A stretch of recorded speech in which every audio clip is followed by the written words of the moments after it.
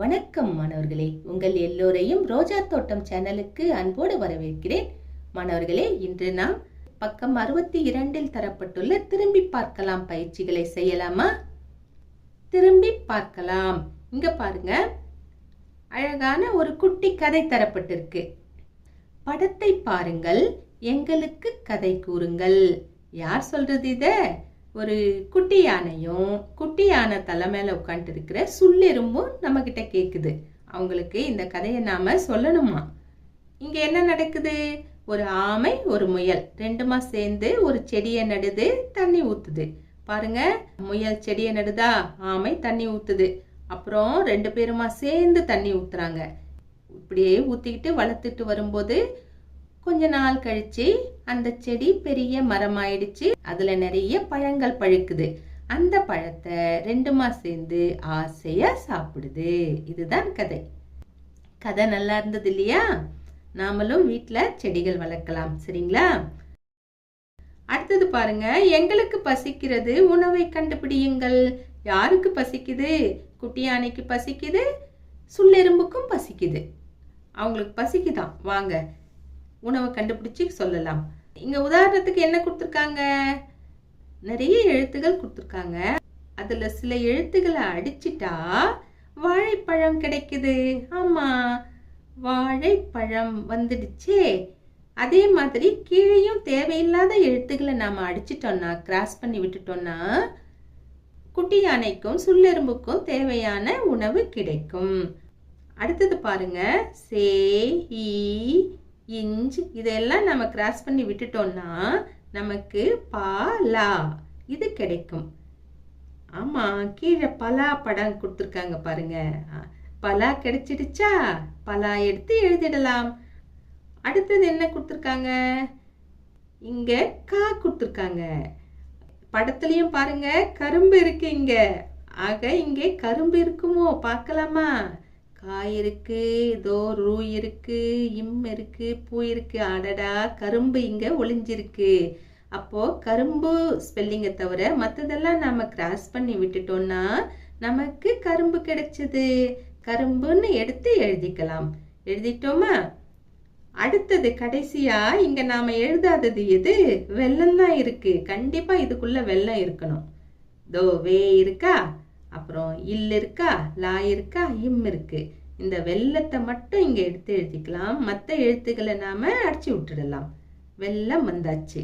இதெல்லாம் இந்த குட்டி யானையும் சுள்ளெரும்பும் எடுத்து சாப்பிடட்டும். வாங்க நம்ம அடுத்த பக்கத்துக்கு போகலாம். நாங்கள் பார்க்கிறோம், உரிய பெயரை எழுதுங்கள். யார் பார்க்கறாங்க? அதே குட்டி யானையும் சுள்ளெரும்பும் தான். முதல்ல என்ன கொடுத்துருக்காங்க? சுள்ளெரும்பு பாக்குது. எதை பாக்குது? ஊஞ்சல பாக்குது. ஓகே. அடுத்த படத்துல குட்டி யானை பாக்குது. அது எதை பாக்குது? ஊஞ்சல்களை பாக்குது. ஏன்னா நிறைய ஊஞ்சல்கள் இருக்கு. சுள்ளெரும்பு ஒரு ஊஞ்சலை பாக்குது, குட்டி யானை நிறைய ஊஞ்சல்களை பாக்குது. அதனால ஊஞ்சல்கள்னு சொல்லணும். அடுத்தது சுள்ளெரும்பு மரத்துல இருக்கிற ஒரு பழத்தை பாக்குது. ஆமா. அடுத்தது குட்டி யானை என்ன பாக்குது? பழங்களை பார்க்கிறது. பழங்கள்னு எழுதிக்கலாம். அடுத்தது சுள்ளெரும்பு பூவை பாக்குது. ஒரு பூ தான் இருக்கு இல்லையா? அதனால பூன்னு எழுதிக்கலாம். குட்டி யானை நிறைய பூக்களை பாக்குது. அதனால பூக்கள்னு கொடுத்துருக்காங்க. அடுத்தது சுள்ளெரும்பு குளத்துல ஒரு மீனை பாக்குது. அதனால மீன்னு கொடுத்துருக்காங்க. குட்டி யானை குளத்துல நிறைய மீன்களை பாக்குது. அதனால நாம மீன்கள்னு எழுதிக்கலாம். அடுத்தது பாருங்க, சொன்னது யார்? கோடிட்டு இணையுங்கள். முதல்ல என்ன கொடுக்கப்பட்டிருக்கு? பழம் பறிக்கிறேன். இதை யார் சொன்னது? யார் மரத்தில் இருக்காங்களோ அவங்க தான் சொல்லுவாங்க இல்லையா? அணில் தான் இங்க மரத்துல இருக்கு. அதுதான் அங்க பழம் பறிக்குது. இத மரத்தோடு கொண்டு போய் இணைச்சிடலாம். அடுத்தது குளத்தில் இருக்கிறேன். இதை யார் சொல்லுவாங்க? ஆமைதான் சொல்லும். ஏன்னா ஆமைதான் குளத்தில் இருக்கிறது. குளத்துல கொண்டு வந்து இணைச்சிடலாம். அடுத்தது வரிசையில் செல்கிறோம். இதை யார் சொல்லுவாங்க? எறும்புகள் தான் சொல்லுவாங்க. ஏன்னா எறும்புகள் தான் இங்க வரிசையில் செல்கின்றன. இங்க கொண்டு வந்து இணைத்திடலாம். அடுத்தது நானும் படிப்பேன் வண்ணமிடுவேன். இப்படி கொடுத்துருக்காங்களா?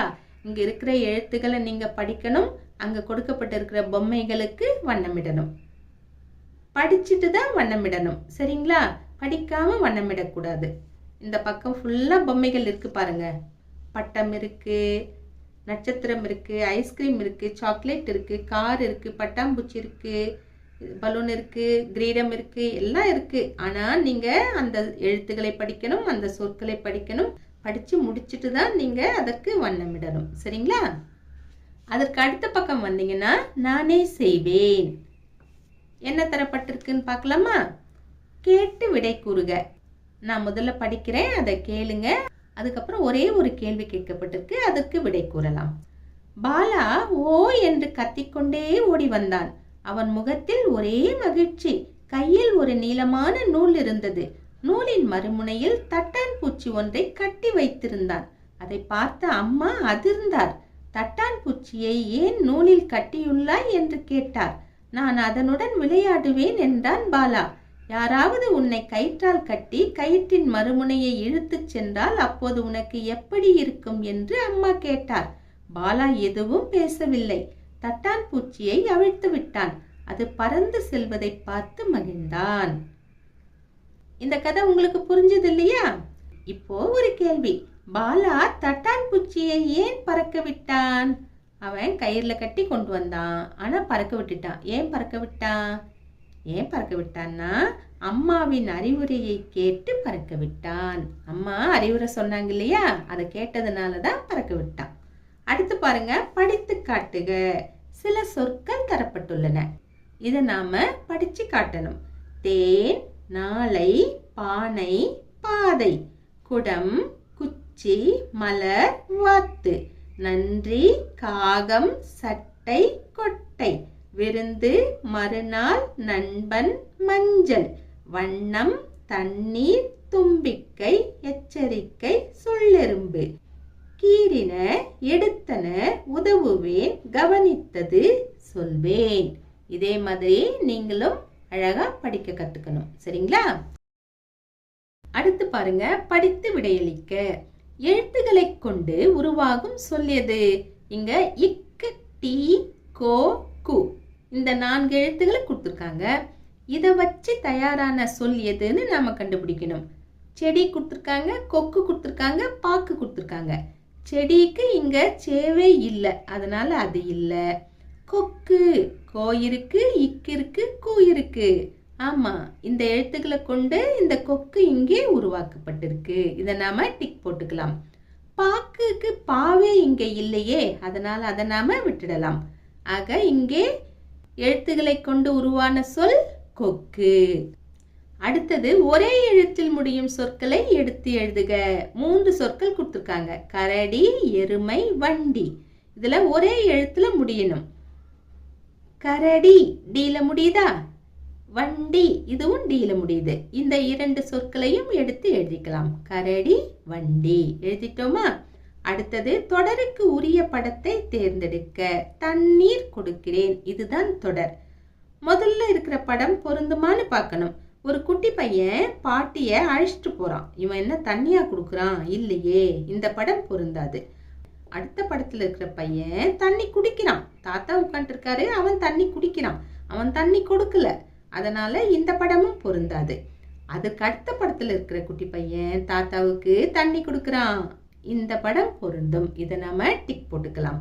அடுத்து பாருங்க, விடை எழுதுக. இங்க 4 வரிகள் தந்திருக்காங்க பாருங்க. கட்டெரும்புகள் வந்தன, குச்சிகள் எடுத்தன, மண்ணை கீறின, நீரின் பாதையை மாற்றின. கொடுத்துட்டாங்களா? கீழே 2 கேள்விகள் கேட்கப்பட்டிருக்கு. நீரின் பாதையை மாற்ற பயன்பட்டவை எவை? கற்கள், இலைகள், குச்சிகள். எது பயன்பட்டது? கற்கள் கிடையாது, இலைகள் கிடையாது, குச்சிகள் தான் நீரின் பாதையை மாற்ற பயன்பட்டன. குச்சிகளை நாம டிக் போட்டுக்கலாம். அடுத்த கேள்வி, குச்சிகளை எடுத்தவை எவை? சரியான விடை கட்டெரும்புகள். அடுத்தது பாருங்க, மகிழ் பக்கம். உங்களுக்கு எல்லாம் ரொம்ப பிடிச்ச பக்கம் தான். உரிய இடத்தில் கோடிட்டு இணைக்கலாம். இங்க காலியா இருக்கிற இடத்துல கீழே இருக்கிற பாட்டு எது வரும்னு பார்த்து இணைக்கணும். கோடு போட்டு காட்டணும். இங்கே நான் போட்டு காமிச்சிருக்கேன். இதை நீங்களே அழகாக செய்திடுவீங்க. இருந்தாலும் போட்டு காமிச்சிருக்கேன், செக் பண்ணி பார்த்துக்கோங்க. அதுக்கடுத்து கீழே பாருங்க, செய்து மகிழலாம். இங்கே வேர்க்கடலை இருக்கு இல்லையா, வேர்க்கடலையை வச்சு செய்யலாம், வேர்க்கடலை தோலை வச்சு செய்யலாம். அதை கொண்டு போய் சார்ட் பேப்பரில் ஒட்டி அதுக்கு கண்ணு காது மூக்கெல்லாம் வரைஞ்சி விட்டோம்னா நமக்கு அழகழகான பொம்மைகள் கிடைக்கும். அதை உபயோகப்படுத்தி முயல் செய்திருக்காங்க பாருங்க. அதுக்கப்புறம் ஒட்டகச்சிவிங்கி செய்திருக்காங்க. அதுக்கப்புறம் பறவைகள் செய்திருக்காங்க, குருவி செய்திருக்காங்க. இதை மாதிரியும் நீங்க செய்யலாம். அதுக்கடுத்து பார்த்தீங்கன்னா என்னால் முடியும். இங்க சில சொற்கள் தந்திருக்காங்க. இந்த சொற்களை நீங்க உங்க நண்பர்களோட போட்டி போட்டுட்டு படிக்கணும்.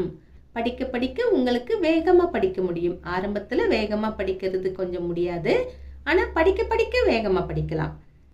என்னென்ன சொற்கள் கொடுத்துருக்காங்க ஒரு தடவை பார்த்துருவோமா? மண், விதை, மாலை, கூடு, பரிசு, அருவி, ஆழம், உணவு, பச்சை, வாத்து, காற்று, வானம், குதிரை, காளான், நத்தை, பந்து, சீப்பு, பூண்டு, பெட்டி, மயில், ஊஞ்சல், மீன்கள், நடனம், வியப்பு, செடிகள், செய்வேன், தருவேன், அழுதது, பசித்தது, ஆடுகிறாள், கரும்பு, கூடாரம், தேங்காய், கால்வாய், கடற்கரை, உதவுவேன், பழகுவேன், நினைத்தது, படிக்கிறான், பறிக்கிறேன். இந்த மாதிரி நீங்களும் படிக்க வேண்டும். மாணவர்களே, இன்று நாம் திரும்பி பார்க்கலாம் பயிற்சிகளை பார்த்தோம். நாம் வேறு பாடத்தோடு மீண்டும் சந்திக்கலாம். டாடா, பாய்.